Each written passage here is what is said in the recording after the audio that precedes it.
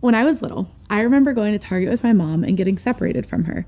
I had wandered off, probably looking at a toy or a pretty decoration, and when I turned around, she wasn't there anymore. I scrambled, looking up and down the aisles for her. Panic began to set in my chest. Would I ever see her again? Why did I leave her? But then I remembered something she'd told me. If you're ever lost, find an adult who could help. So I found a Target employee and asked him if they could help me find my mom. They called her name over the intercom and she came and got me, hugging me fiercely.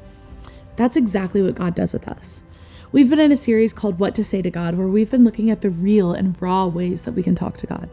This past weekend, our speaker, Gabby, talked about how God's people, the Israelites, called out to God in their distress and how we can do the same.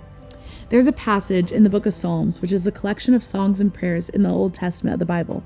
The 107th Psalm talks about the Israelites who wandered in the wilderness. And just like when I was in Target as a child, these Israelites were lost and far from God. The Psalm says, "Some wandered in the wilderness, lost and homeless. Hungry and thirsty, they nearly died.